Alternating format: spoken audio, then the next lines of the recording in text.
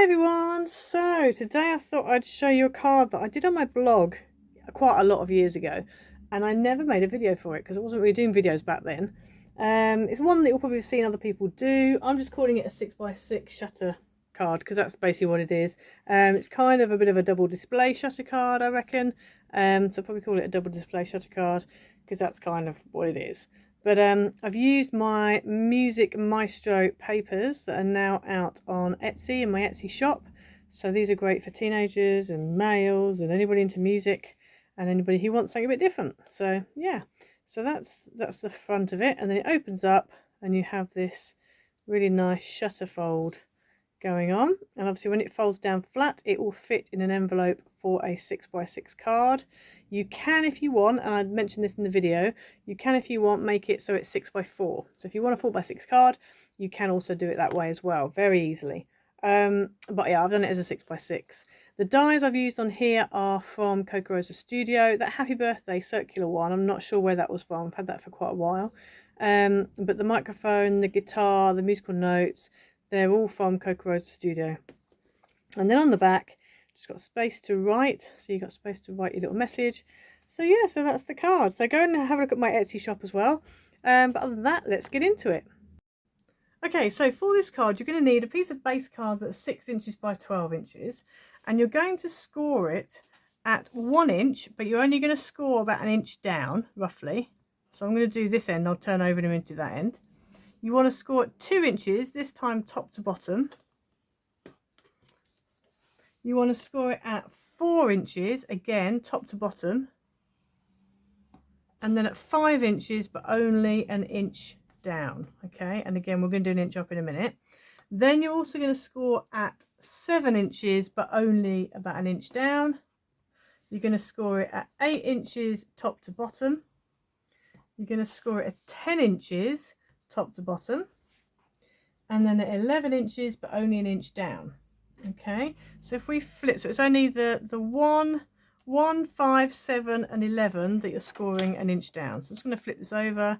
So 1, 5, 7 and 11. Now these might be a little bit too long, they might not be long enough, we'll see in a minute. Hopefully they'll be fine. We're going to take a pencil and a ruler, and these little short lines that we've got, we just want to measure 1 inch on all of them. So that's 1 inch there. This coming down here is 1 inch here, so I didn't quite make it, but that's fine.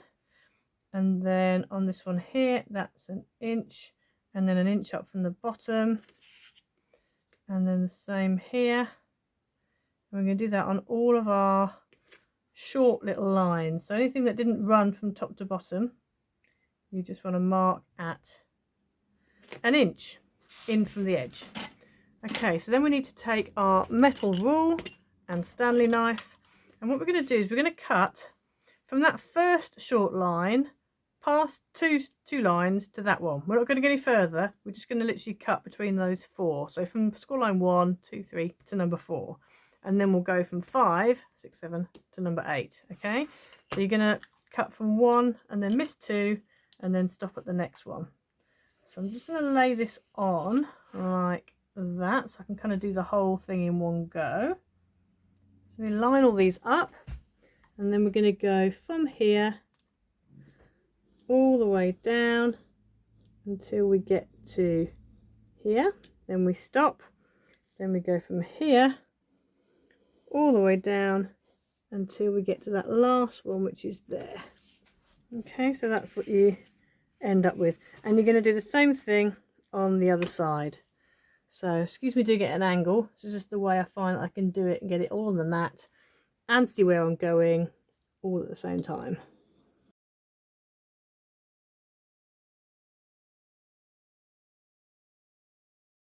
So you should end up with that, hopefully. Okay, so you've got your, as you can see, where we did the little short lines, you're just going from that line to that line, nothing in between, then from that line to that line.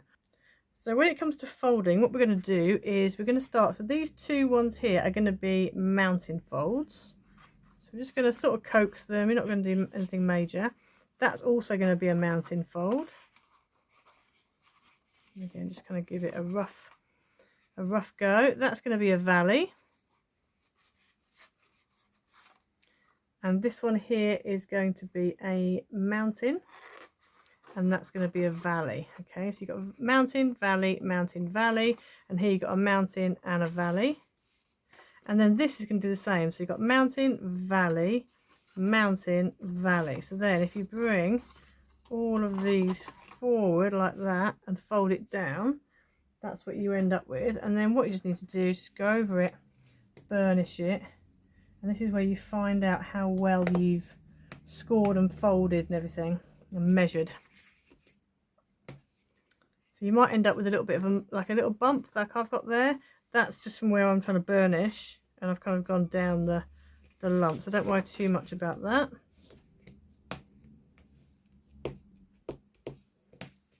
Okay, so that's what you've got on that side. So then we're going to go ahead and do the exact same on this side. As I said, you might end up with a bit of a line there. That's really just from where I've pressed down. So maybe when you're burnishing, just try and be a bit more careful and try not to get those marks in.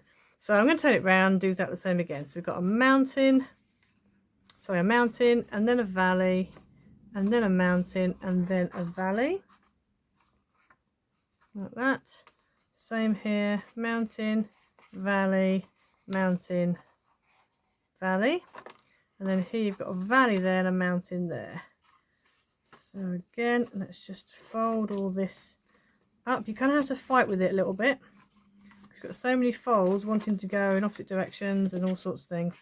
So it is a bit of a challenge, but just give it a little bit of patience and then you should be fine. So this is where I'm getting that crease there. So I haven't scored along here. So what I'm going to do is I'm just going to turn that over and then score along there, burnish along there, and then hopefully then that will then mean we don't end up with that little line.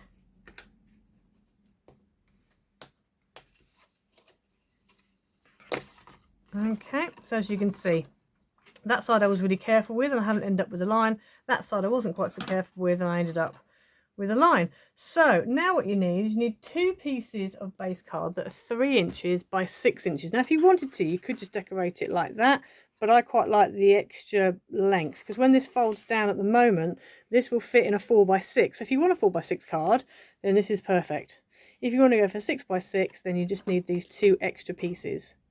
Okay, so you should have your 2 3 by 6s, and what you're going to do is you're going to stick those onto there like that. So make sure they line up top and bottom and along to that edge there. So obviously glue this piece, don't glue that piece. So I'm going to go ahead now and stick my 2 pieces down.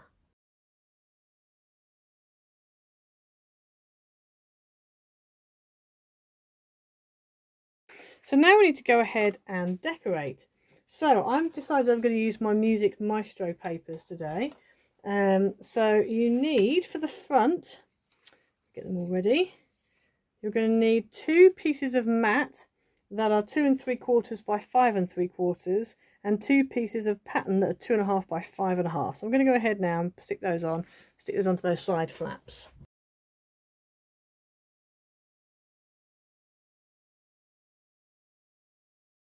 Okay, so now we've got these 2 pieces here and this piece in the middle. So for the 2 side pieces, you need 2 pieces of mat that are 1 3/4 by 3 3/4 and 2 pieces of pattern that are 1.5 by 3.5. So they're going to go there. Then the piece in the middle, I've decided to treat that whole piece as a square. So you need 1 piece of mat that's 3 3/4 by 3 3/4 and 1 piece of pattern that's going to go in there. So I'm going to go ahead and stick those bits down.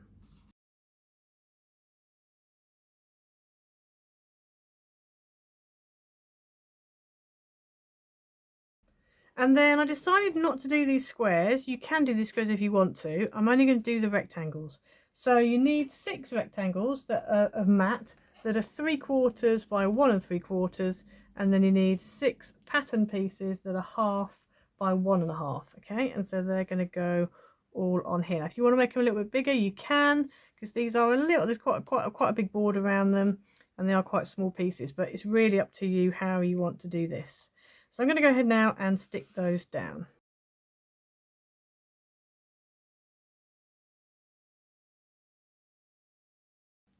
Okay, so I found a few bits and bobs that I want to put on. So this is a happy birthday die that I've had for a while, and a guitar, which I got. This was a Coca-Cola Studio die from a while back. You probably remember it last summer, actually. So that's going to go in the middle there. Then I've got a microphone. Again, this was part of that same Coca Rosa. So that's going to go on there. And the same with these. These little notes also were part of the Coca Rosa die. So I'm going to go ahead and stick these down onto here.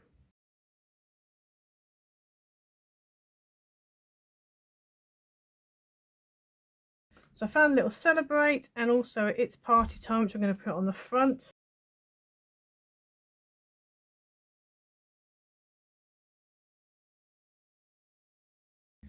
Okay, so there you have it. So the only other thing you need to do is obviously put somewhere to write.